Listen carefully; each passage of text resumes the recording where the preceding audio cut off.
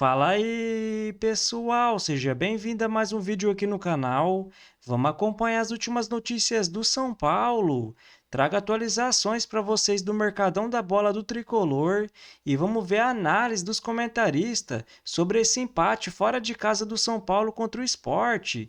Então, sem mais enrolação, vamos pro vídeo. Hora de informação exclusiva, o São Paulo dificilmente conseguirá a contratação de Mailton, lateral direito que vive grande fase com a camisa da Chapecoense. O Mailton tá louco para jogar no São Paulo, tem feito todos os esforços, mas o problema se dá com o Metalist, time ucraniano que detém os direitos econômicos do jogador. O grande problema se dá alguns anos atrás, quando o São Paulo vende o Paulinho Boia para o Metalist por $800 mil. A alegação da equipe ucraniana é que o São Paulo mandou o Paulinho Boia com tuberculose para a Ucrânia. Até se recuperar, o Paulinho Boia precisou de muito tempo e, para piorar, quando ele ficou pronto, estourou a guerra entre Ucrânia e Rússia e o Paulinho Boia nem sequer estreou pelo time ucraniano. Ele acabou se utilizando daquela cláusula de guerra para deixar o Metalist. Para completar toda a confusão, São Paulo foi à FIFA para cobrar os $800 mil que não foram pagos e o Metalist sofreu um transfer ban. Tricolor, para tentar convencer o Metalist a liberar o lateral direito, o Mailton, o São Paulo ofereceu a retirada do transfer ban por um empréstimo de uma temporada. E se nesse um ano o Mailton jogasse pelo menos 60% das partidas, o São Paulo abriria mão de receber os $800 mil. Vale a lembrança de que o contrato do Mailton com o Metalist se encerra na metade do ano que vem, a partir de janeiro. Ele já pode assinar um pré-contrato para sair de graça. Seria a chance de o Metalist, nesse primeiro momento, retirar o transfer ban e, num segundo momento, recuperar ou não ter de pagar esses $800 mil. Pois saibam que o time ucraniano disse não para a oferta São Paulina, afirmando que não faz negócio com o São Paulo. Ele entende que o tricolor não agiu de forma correta. O São Paulo se defende, afirmando que nunca mandaria o Paulinho Boia com tuberculose. Essa tuberculose provavelmente foi pega na Ucrânia. Ele chega na época do frio e acaba por sofrer essa doença. Só para completar, Metalist hoje joga a segunda divisão do futebol ucraniano e tem 7 transfer bans contra si. Situação caótica do clube que foi muito afetado por conta de todo o conflito contra a Rússia. O Metalist nem joga mais na sua cidade, enfim, um verdadeiro caos. A tendência é que o negócio não saia. São Paulo 2, Sport Recife 2. Começou muito mal São Paulo, falha do goleiro com 5 minutos de jogo, o Yang, porque tá aí, vem porque ele não joga, calma, vamos falar sobre isso. Depois o empate, quando entraram alguns outros titulares, e aí o time conseguiu empatar, quase virou o Tapia para completar sua atuação bem ruim, ainda não conseguiu fazer o terceiro gol ali, que ele teve a chance, o cara salvou, enfim, e agora é terça-feira, né? Arnaldo, e vocês? Gostou, adorou, não gostou, deu pro gasto ou foi um lixo?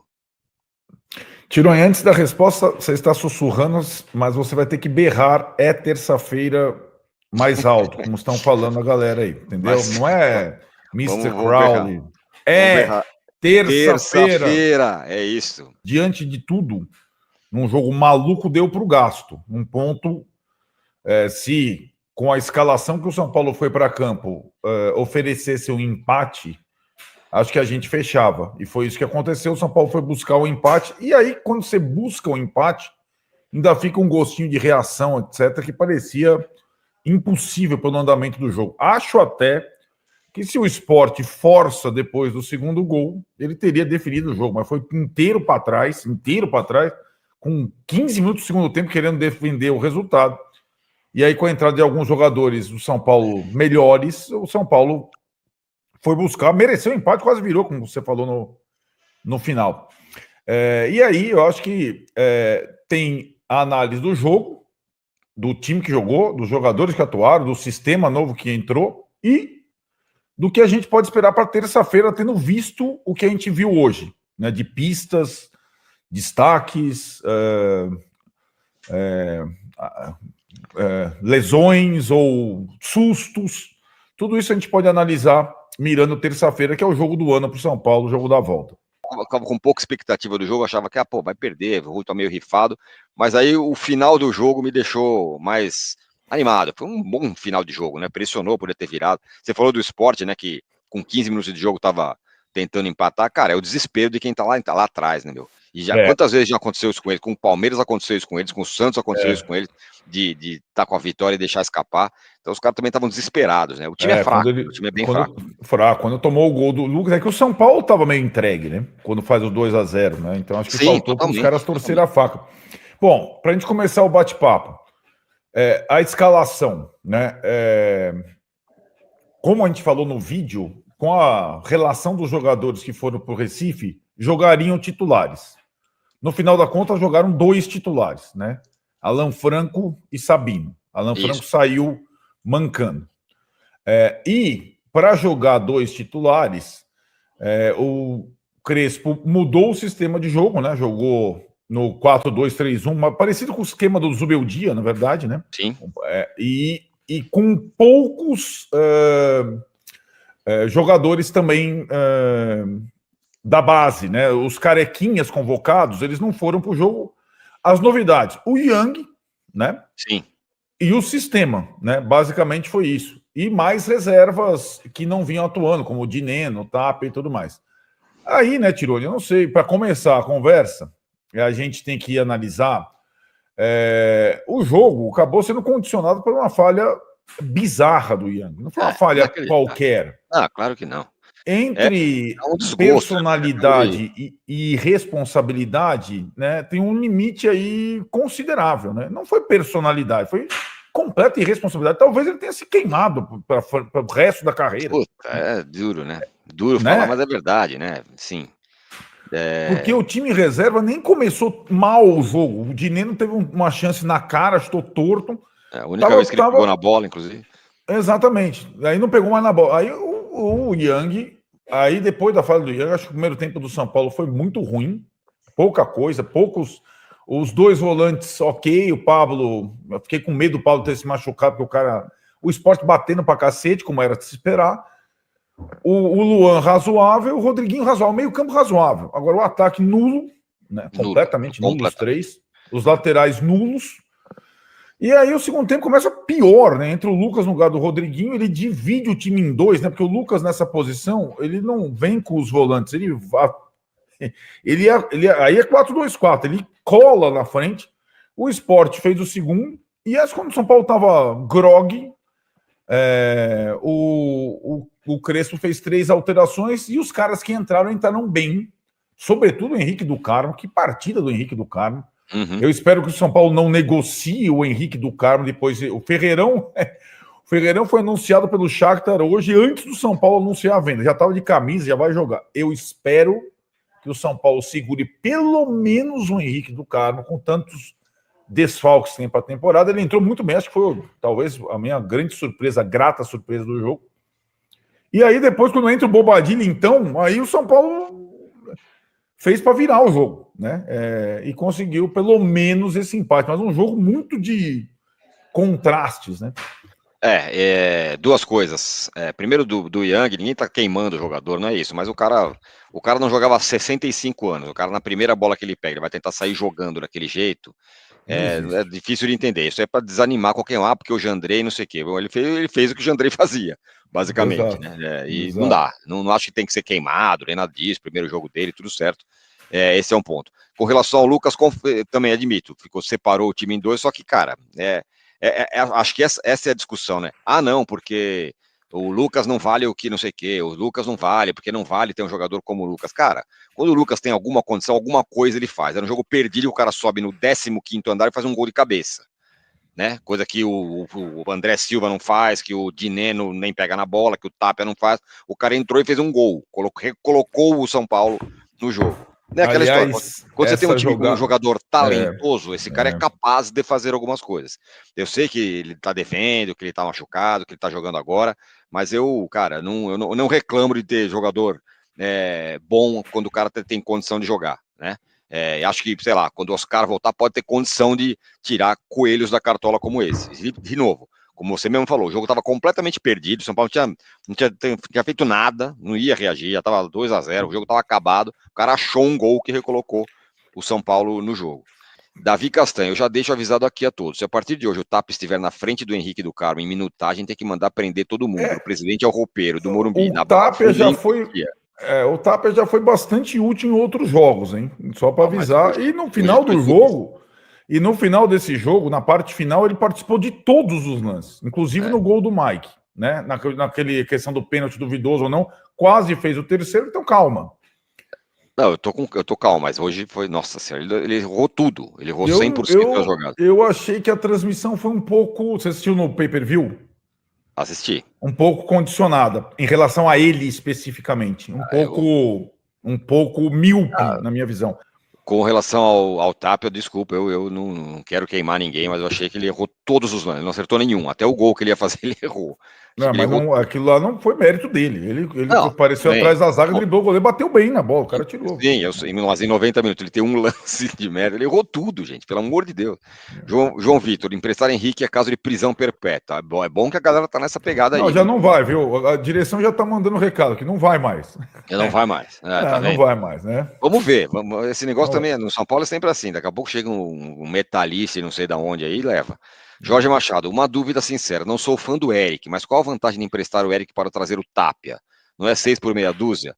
Olha, não. Jorge, aqui você me pega no meu coração. Porque não tem nada a ver uma coisa com a outra, gente. O Eric é um jogador pouquíssimo competitivo. O Tapia é um jogador competitivo. Se você jogar o Tapia contra o Nacional, ele vai dar bordoada em todos os caras. É um tipo diferente de jogador. Eu acho para mim, ter o Eric barraria o Henrique do Carmo. Para mim, que são jogadores leves, hábeis e canhotos. O Tapia não tem nada a ver com tipo de jogador. É destro, é outra coisa. Rony Anderson, Young é jogador de grupo, homenageou o Jandrei. Diego Ramos, hoje foi a contenção de danos. Terça-feira, boa. Thiago, o que fazer com o Henrique não jogar? O que faz o Henrique não jogar e o Tapia ser titular? O Henrique teve momentos, né? Ele não quis voltar para a base, teve várias questões ao longo desse processo todo, né, Arnaldo? Ele jogou pouco, né? Ele não quis, naqueles momentos finais da equipe que acabou jogando a copinha, descer para jogar no Sub-20. Só concordou em fazer isso esse ano, não ele, né? O empresário, o staff, etc e tal. Acho que ele perdeu espaço, ele foi atropelado pelo Ferreirão, né? Mas agora, ainda mais com a saída, saiu o Eric, saiu o Ferreirão, saíram todos os canhotos do lado direito, ele passa a ter chance. Então vamos comentar sobre essas últimas notícias do São Paulo. E o Tricolor empatou jogando fora de casa contra o Sport por 2-2. O São Paulo saiu perdendo por 2-0, mas num jogaço conseguiu buscar o empate com o Lucas Moura e o jovem Mike. O Tricolor começou o jogo com o Young no gol, na lateral esquerda o jovem Patrick e na direita o Mike, dois zagueiros, o Sabino e o Alan Franco, de volante o Pablo Maia e o Luan, de meio campista o Rodriguinho e na frente Ferreirinha, Tapia e Dineno. O São Paulo até que começou muito bem o jogo, mas numa falha enorme do jovem goleiro Young, que deu a bola para o jogador do Sport, o Lucas Lima, e o São Paulo saiu atrás do placar. Mesmo assim, o São Paulo continuou melhor, muito graças ao Rodriguinho, que vem jogando muita bola nesse meio campo do São Paulo. Uma pena que ele foi substituído no intervalo, né, galera? O Hernan Crespo já pensando nesse jogo de terça-feira contra o Atlético Nacional. Então tem uma alta probabilidade do Rodriguinho começar esse jogo de terça-feira no lugar do Alisson, que na minha visão tinha que acontecer, porque assim o meio-campo fica com mais velocidade e mais mobilidade. E no segundo tempo, após a saída do Rodriguinho, mesmo com a entrada do Lucas Moura, o São Paulo começou muito abaixo e novamente no começo, agora do segundo tempo, o Sport ampliou para 2-0. Mesmo assim, o São Paulo tentou ir para cima buscar o jogo, mas tudo mudou a hora que o Hernan Crespo colocou em campo o jovem Henrique Carmo. Que jogo que fez esse garoto ontem! Foi para cima, deu assistência para o Lucas Moura, jogou muito e já perto do fim do jogo, o jovem Mike, mais um garoto da base, empatou para o São Paulo, no momento que o Sport começava a fazer cera em campo, né, galera? E após esse jogo de ontem, eu espero que a diretoria do São Paulo vê, né, galera, que a base sempre resolve. Do que adianta trazer esses jogadores como o Tapia e o Dineno, que não jogou nada ontem, sendo que os garotos da base, como o Rodriguinho, o Henrique Carmo, jogou muita bola. Então, já que o clube atravessa uma grave crise financeira, precisa focar mais na base e parar de trazer esses jogadores. Precisa fazer uma limpa nesse elenco. E esses jogadores mais veteranos, como o Luiz Gustavo, Dineno, o São Paulo não pode ter no elenco, né, galera? A não ser uns que têm destaque, como o Lucas Moura, o Caleri, entre outros. E agora vamos ver as notas do público para os jogadores do jogo de ontem. O Young, que falhou no primeiro gol, teve uma nota de 4.4. O Mike, que empatou o jogo, teve uma nota de 7.6. O Alan Franco, que jogou muito na minha visão, teve uma nota de 6.8. O Ferrarese, que entrou no segundo tempo, teve uma nota de 7.3. O Sabino teve uma nota de 6.1. O Patrick teve uma nota de 5.3. O Luan, que depois de muito tempo começou uma partida novamente como titular, teve uma nota de 6. O Bobadilha, que entrou no segundo tempo e entrou muito bem, teve uma nota de 7.7. O Pablo Maia, que fez uma ótima partida, teve uma nota de 7.1. O Rodriguinho, que saiu no intervalo, mas vem jogando muito com a camisa do São Paulo. Na minha visão, tinha que ser titular nesse jogo de terça-feira e teve uma nota de 7.1. O Lucas Moura, que entrou no segundo tempo, fez o primeiro gol do São Paulo e teve uma nota de 8. O Ferreirinha teve uma nota de 5.5. O Henrique Carmo, que entrou no segundo tempo e mudou o jogo, teve uma nota de 8.3. E o Dineno, que não fez nada nesse jogo, teve uma nota de 2.1.